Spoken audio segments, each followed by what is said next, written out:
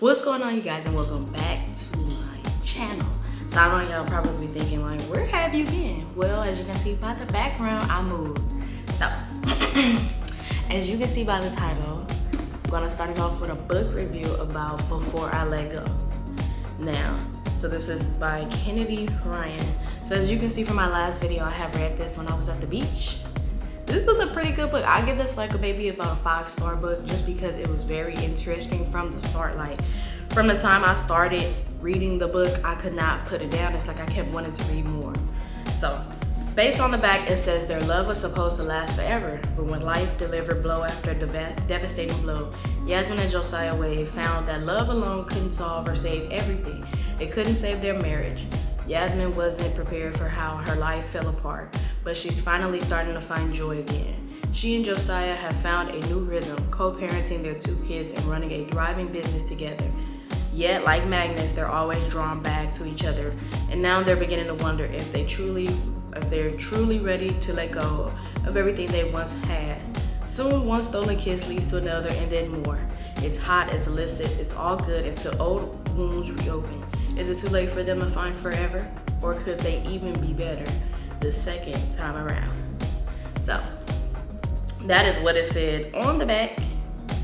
Basically, this is a book that's basically about like family drama that happens, you know. Nothing dealing with like cheating or anything, but it's about trauma.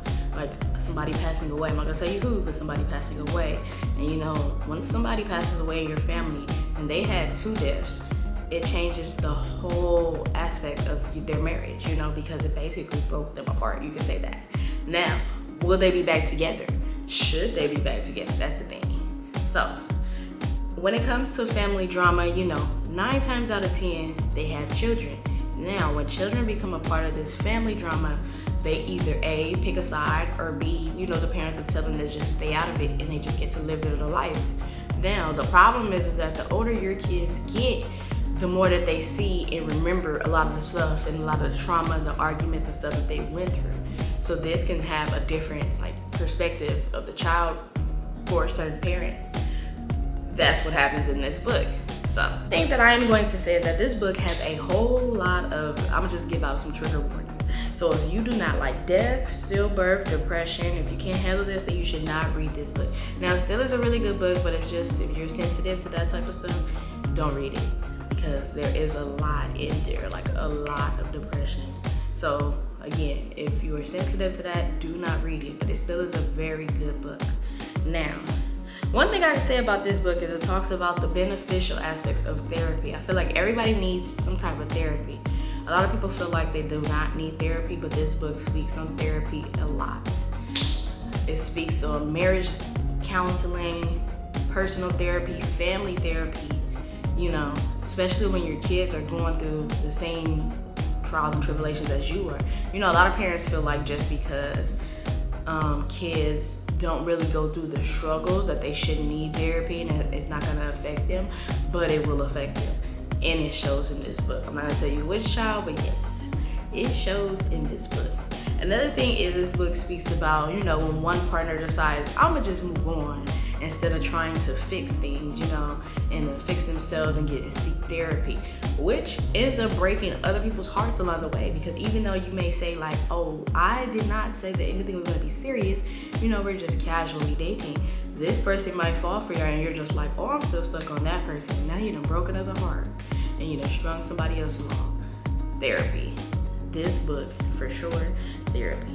Now, this book talks about the struggles of parenting. Now, especially when going through griefs, you know, between parents and teens, which is very hard.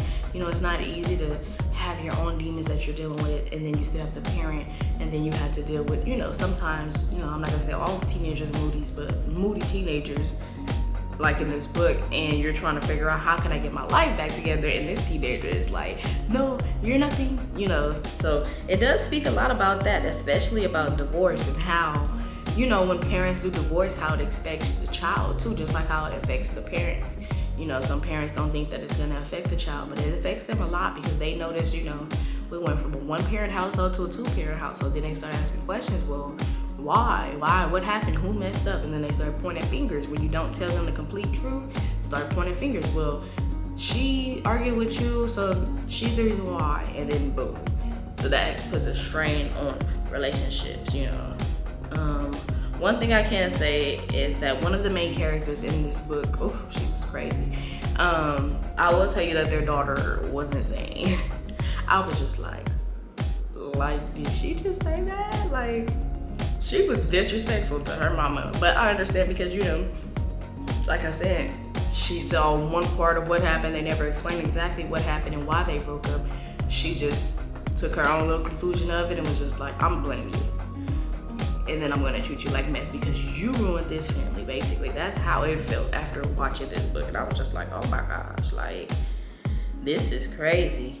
Now, one thing I can say is that this book spoke a lot about friendships. So both sides had friends that they could go to and talk to help them, you know. But a lot of people, when they're going through things, they like to keep stuff hidden because they don't want to have a lot of people in their business. So this showed the value of friendships, and you know how friends will pick you up when you are falling apart and you feel like your life has just turned to crap, basically.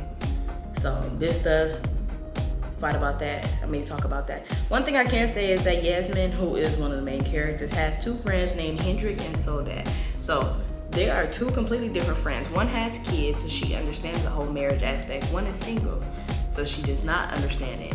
So Soledad basically is like a stay-at-home mom whose husband is trash, you can say. But she does everything. She's like superwoman, like she's super mom. So she does everything, like. And then you have Hendrix, who is like successful. She runs businesses and stuff like that. So yes. So Soledad understands exactly what is going on once Yasmin finally tells her like how her life is just falling apart. So that's the good thing, the benefits of having friends. Now, one thing I can say which is very inspiring about this book and interesting is the fact that they run a restaurant together. So imagine having to work with or look at your ex-husband or ex-wife every time or every other time you step into you guys' business. Like, that is insane.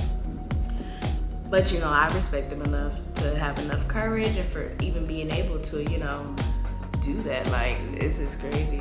So yeah, so they work together.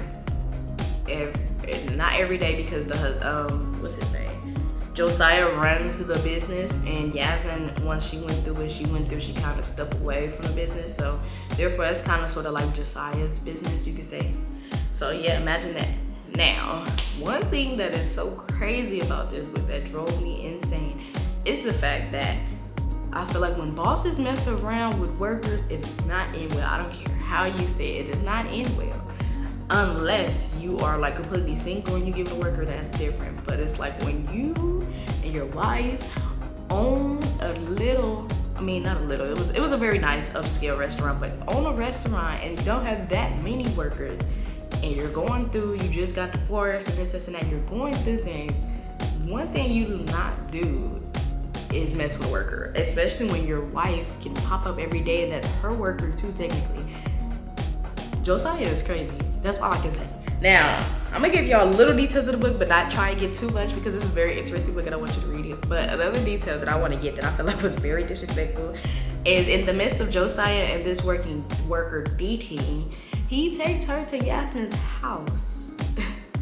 I was just like, no, he did not. Yes, he did. He takes her to her house, with the kids, of course. They were bonding or whatever, but still, I'm just like, you don't have a house? Why y'all couldn't go to your house? And then you could have dropped the kids off after. And then Yasmin comes home and sees that lady in her house. Like, they were in like, I think the living room or something, but that was crazy. I was just like, she's better than me because she held it very well, you know, because I would have been like, you know, it'd have been crazy.